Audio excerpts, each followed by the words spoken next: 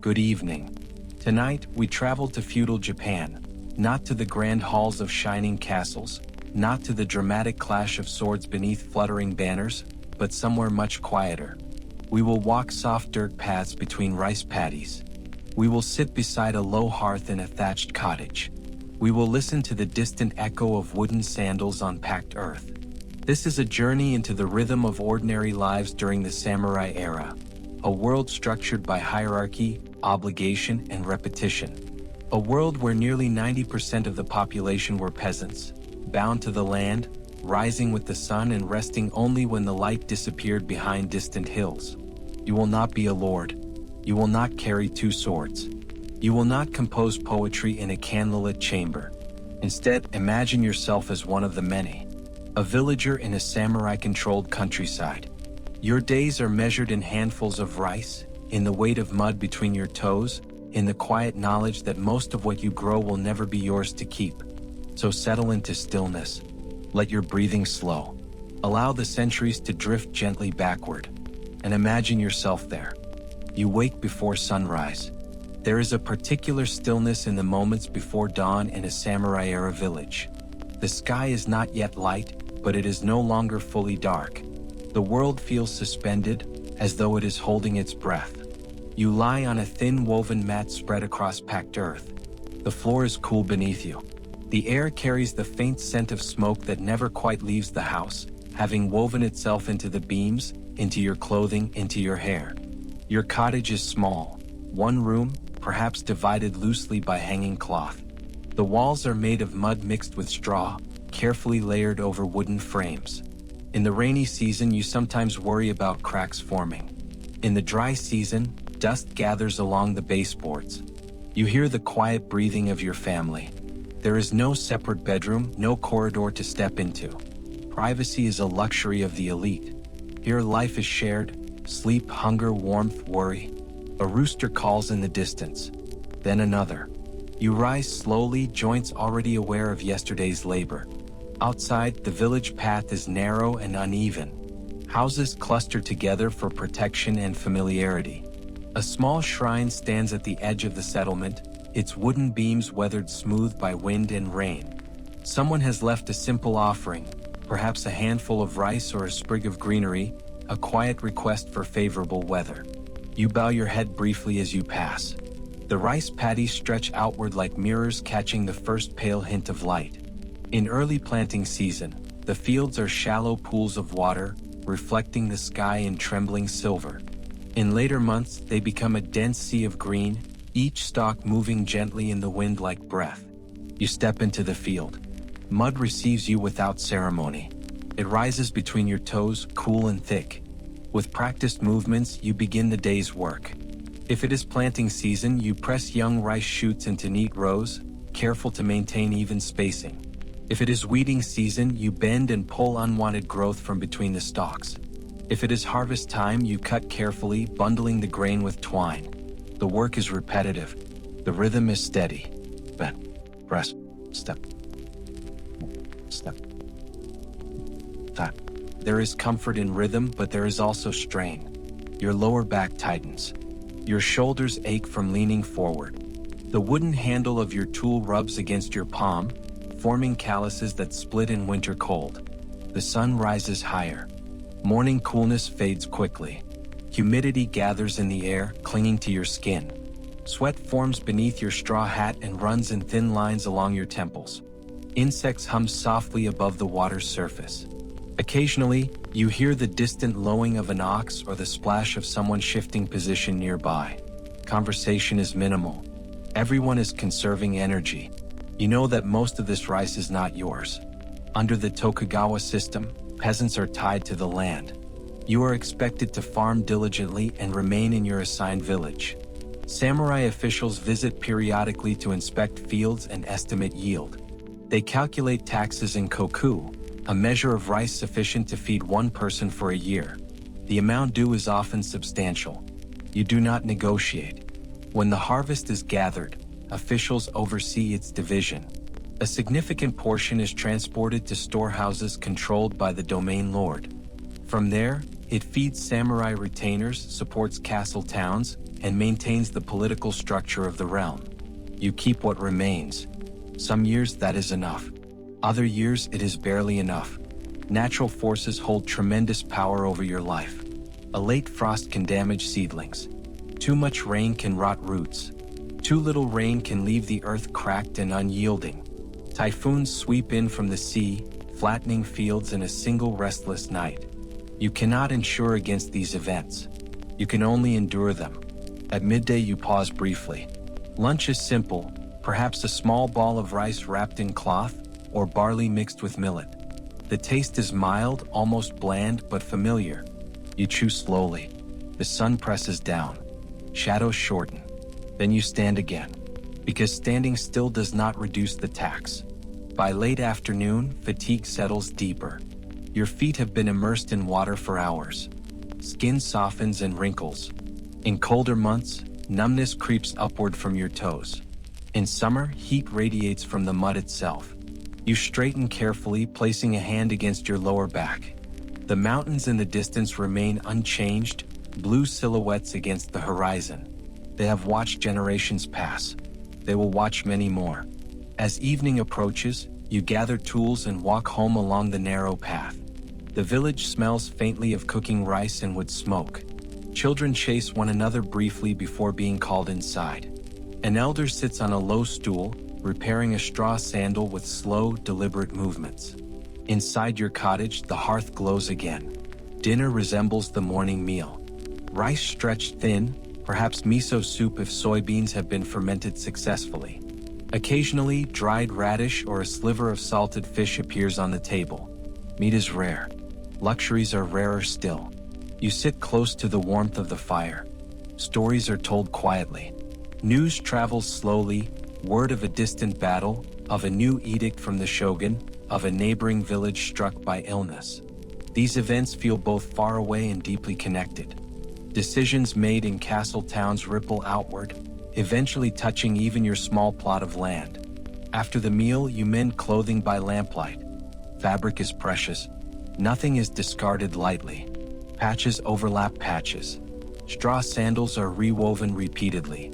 Night arrives without fanfare. There are no street lamps. No lantern-lit entertainment districts. Only darkness layered gently over rooftops. The sky, when clear, is scattered with stars. You lie down again on your mat. Your muscles throb with a dull, persistent ache, not sharp enough to alarm, but constant enough to remind you of tomorrow. Sleep comes quickly, though it is not always uninterrupted. Rain on the roof may wake you. Wind may slip through small gaps in the walls. In winter, cold settles into your bones. And tomorrow you will rise again before dawn. This is the pattern. This is the rhythm of their lives. You are not permitted to carry swords. You are not trained in martial arts. Your worth is measured in bushels of grain. Your loyalty is assumed. Your mobility is restricted. Travel requires permission. Leaving permanently is almost unthinkable. You may never see the inside of a castle. You may never witness a formal tea ceremony. You may never touch silk. Instead, your hands know mud. Your shoulders know weight. Your ears know the sound of wind moving through rice stalks. This is why you might not last a day. Not because of dramatic violence. Not because of constant chaos. But because of the unending repetition. The quiet pressure of obligation.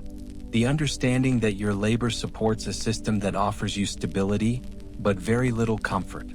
And yet there is resilience here. Festivals mark planting and harvest. Lanterns glow briefly during celebrations. Drums echo softly across the fields. For a short while, work pauses. Laughter surfaces. Even within strict hierarchy, moments of community endure. But the festival ends. The paddies remain. And above this village, beyond these fields, men in armor and silk robes shape policies that determine how much you owe, where you may walk, and how peace will be maintained. So as night settles fully over the thatched roofs, and the embers dim once more, we gently lift our gaze from the mud of the paddies toward the corridors of power. Because the order that governs your life did not appear by accident. It was built. And in the next segment, we will quietly trace the story of one man whose decisions helped define this world of rigid hierarchy and long peace. Let us remain here a little longer. The rice fields are quiet now in our imagination, and we widen the frame slowly, like a camera drifting upward over mist-covered paddies. Beyond the village lies a country that, for more than a century before Tokugawa Ieyasu, had known uncertainty as a constant companion.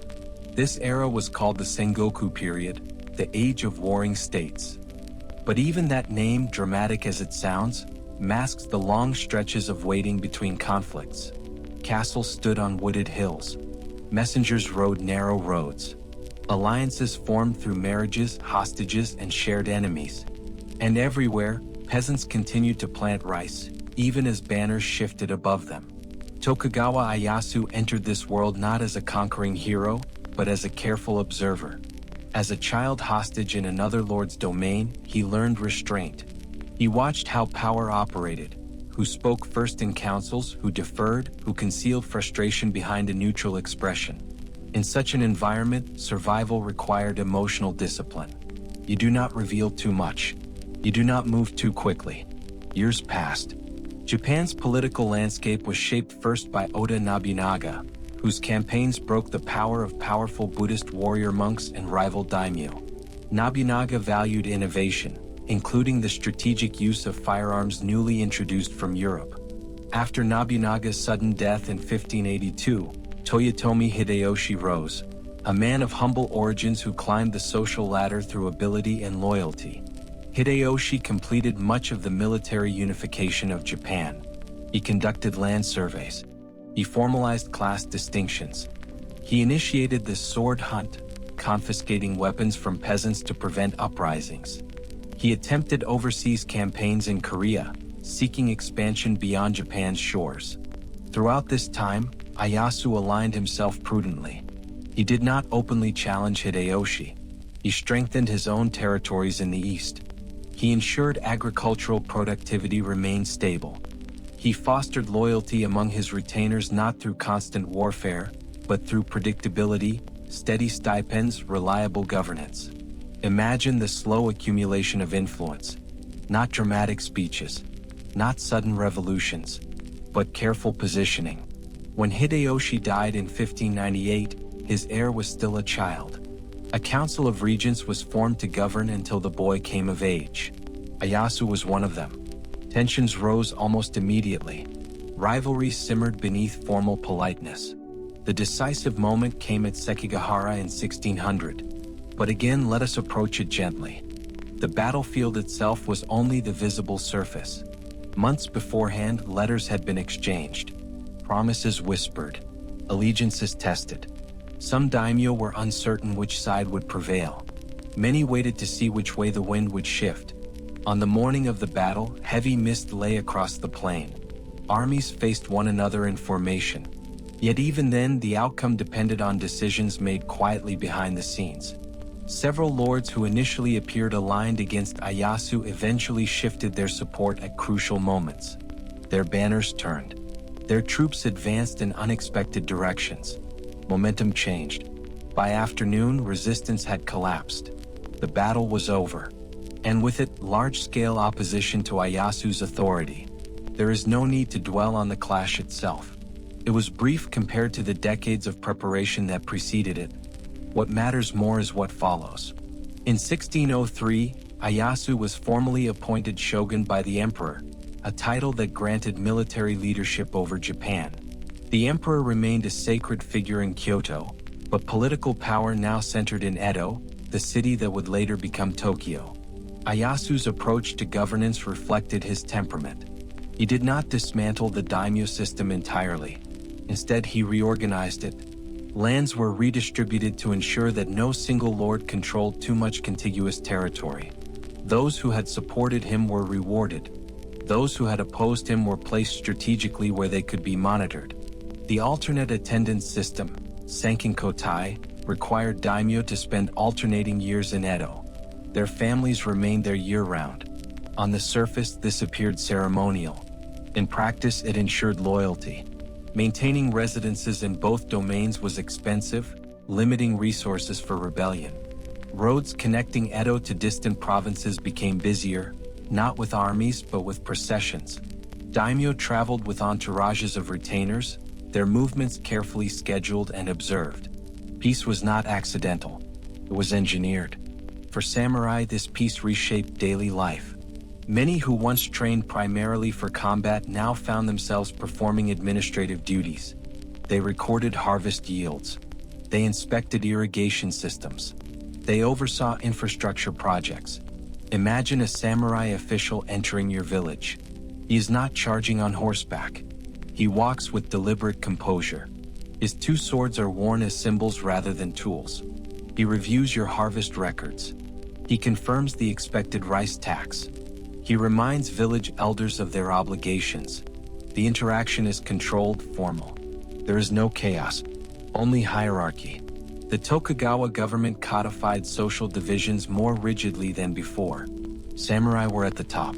Beneath them, peasants, valued for food production. Artisans followed.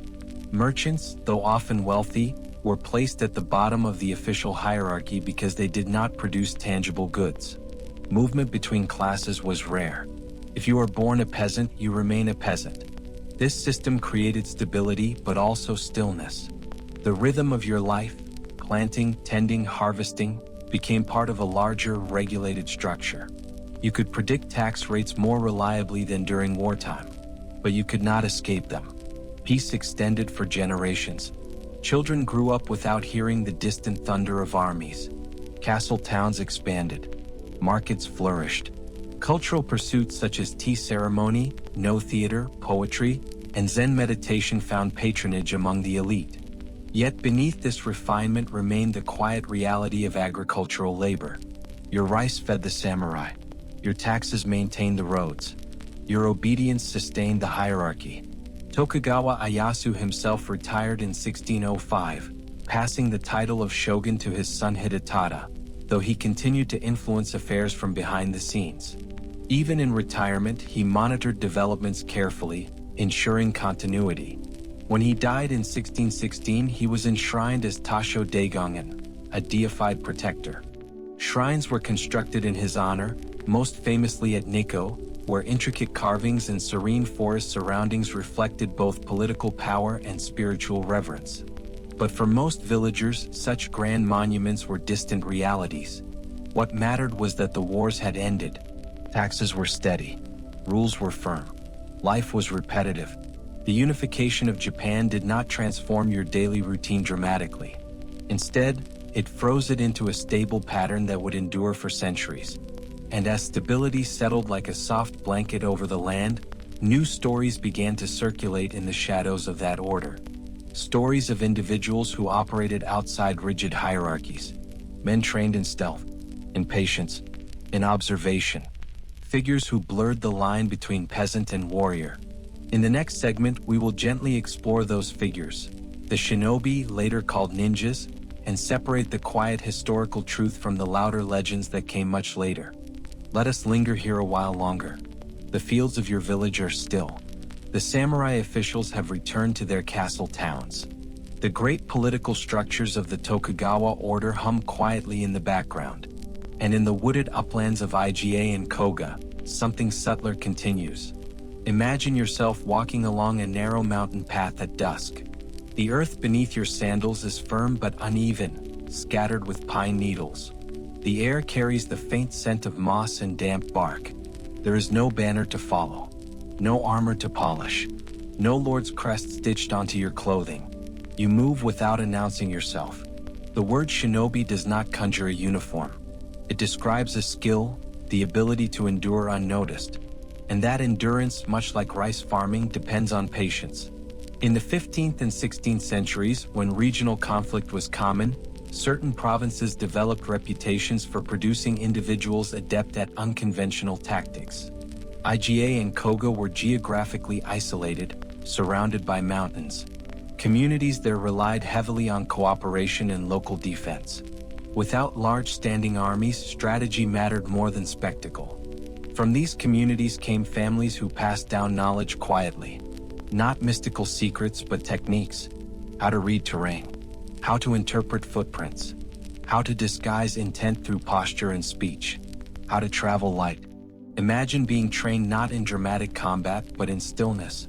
You learn to sit for extended periods without fidgeting. You practice moving across wooden floors without creaking boards. You study the habits of guards, when they yawn, when they shift their weight, when they glance toward the horizon. Your greatest tool is observation. The Bansen Shuki, a 17th century compilation of shinobi knowledge, describes the importance of flexibility. It instructs practitioners to adapt to circumstances, to think like water flowing around obstacles. It emphasizes preparation over confrontation. There is something almost meditative about this. Imagine memorizing the layout of a castle town not by rushing through it, but by walking its streets slowly as a merchant might.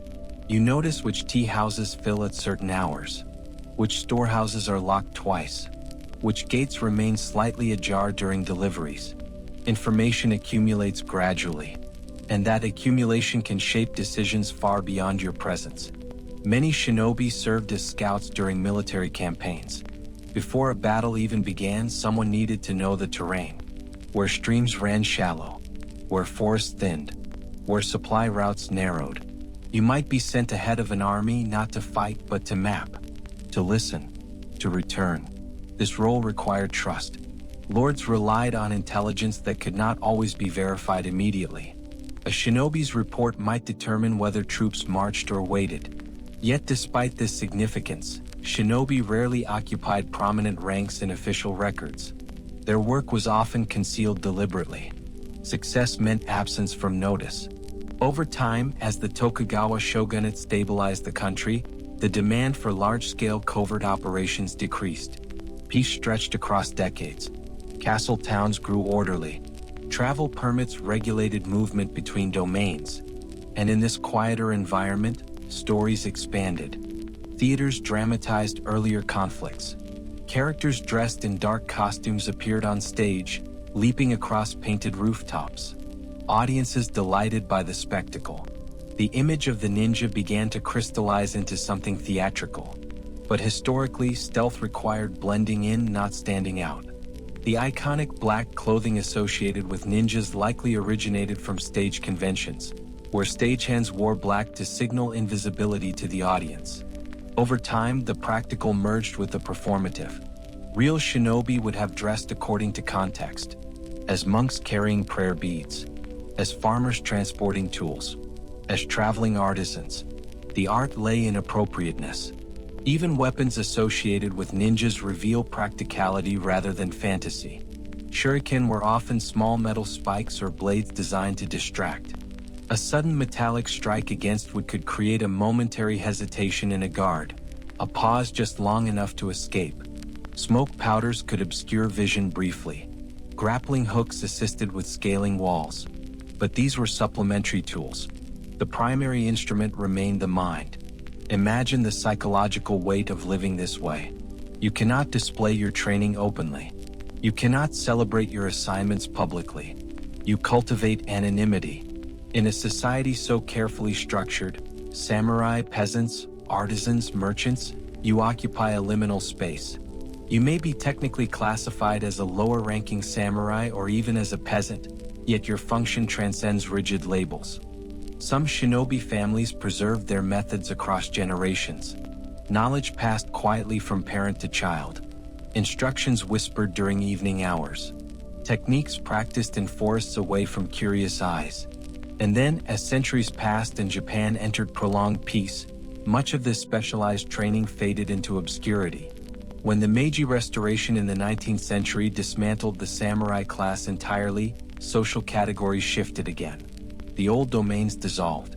Castles were repurposed or dismantled. Many traditions were absorbed into modernity. Yet fascination with ninjas persisted. In the 20th century, novels and films amplified their mystique.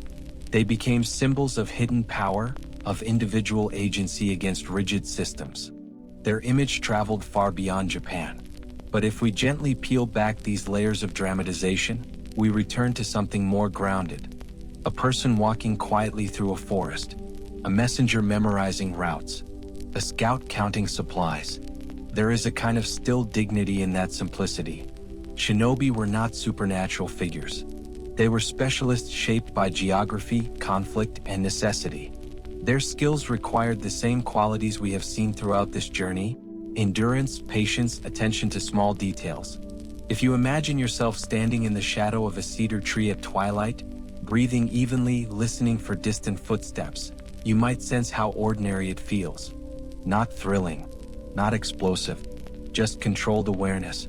And from this shadowed forest, we step now into brightness, into the structured elegance of castle towns, where power manifests not through secrecy, but through ritual and visible authority.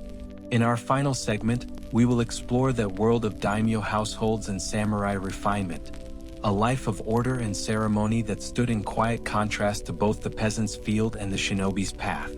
Now we leave the wooded hills behind. The mountain paths soften into wide, carefully maintained roads. The distant outline of a castle rises above tiled rooftops. Stone walls curve around a moat whose water reflects the pale sky. The atmosphere feels ordered, deliberate, contained. Imagine yourself entering a castle town at dawn. The gates open slowly. Guards stand in polished armor, their lacquered surfaces catching the early light. They do not shout. They do not rush. Their presence alone communicates hierarchy. Inside the walls, streets are arranged with intention. Samurai residences cluster closest to the castle. Merchants' quarters lie farther out. Artisans occupy their own districts. Even space itself reflects status. You are no longer a peasant bent over rice paddies. You are a young samurai in service to a daimyo.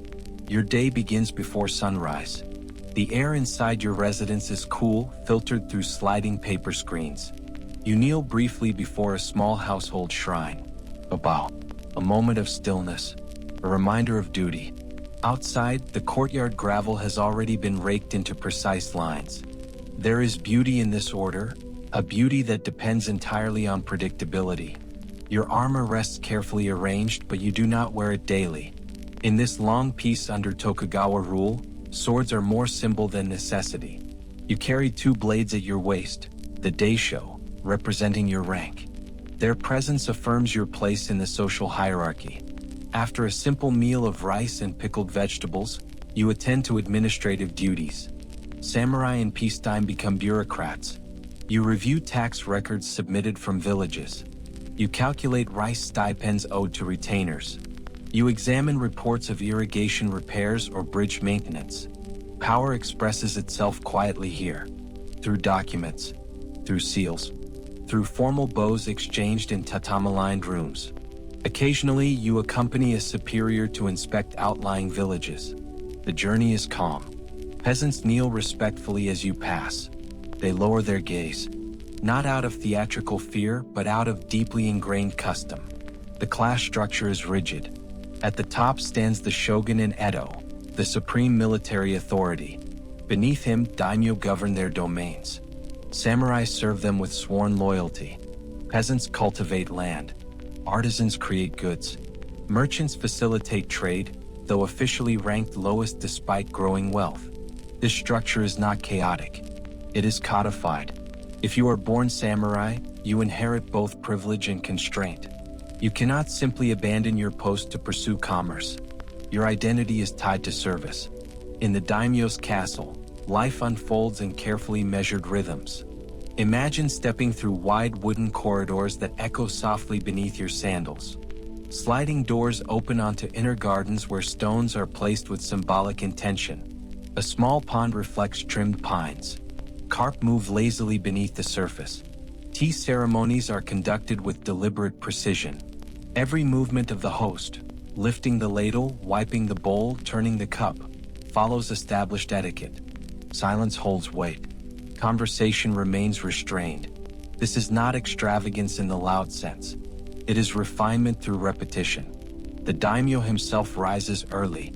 His robes are layered silk, subtle in color yet unmistakably fine. Advisors gather to discuss matters of governance. Crop yields, infrastructure repairs, relations with neighboring domains.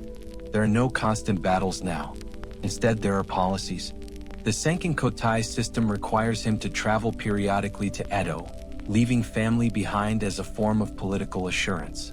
These journeys are elaborate but controlled processions. Retainers accompany him. Banners display his crest. Villagers watch quietly as the entourage passes. Even these displays of status are structured. They remind all who observe that authority flows downward from the shogunate. Within the castle town, artisans craft lacquerware, textiles, and ceramics. Merchants operate storehouses filled with rice and goods transported along inland roads.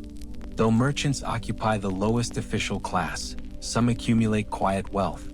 Yet they must dress modestly, avoiding ostentatious displays that might challenge social order. Hierarchy permeates clothing, architecture, even posture. You kneel when appropriate.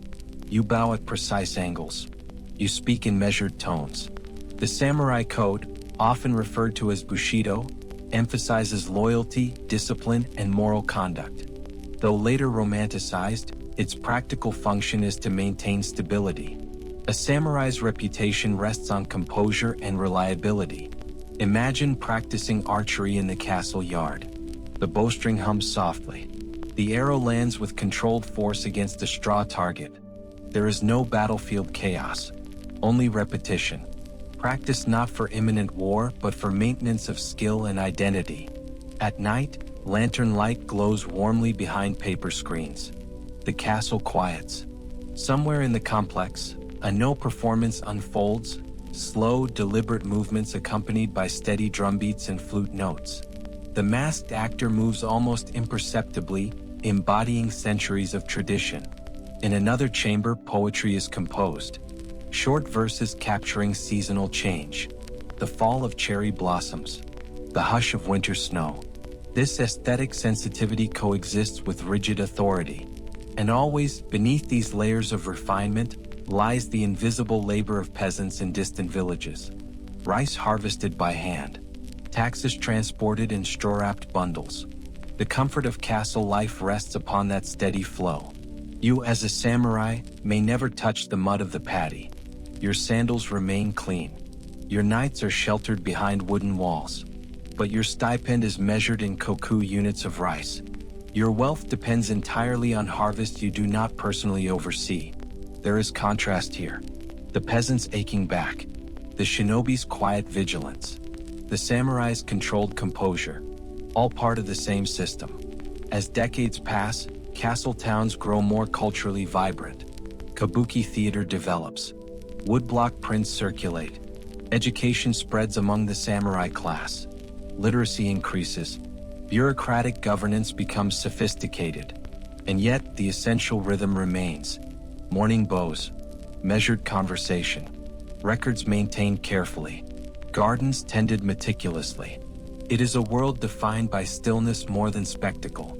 Eventually, centuries later, this order will dissolve. Foreign ships will arrive. Political tensions will rise. The samurai class will be dismantled during the Meiji Restoration. But for a long stretch of time, over 200 years, this hierarchical calm holds. As we step back from the castle walls and allow the image to soften, we can see how each layer of society depended on the others. The peasant tilling soil at dawn. The samurai reviewed records at noon. The shinobi moved quietly through forests at dusk. Each life is shaped by structure, each rhythm repeating.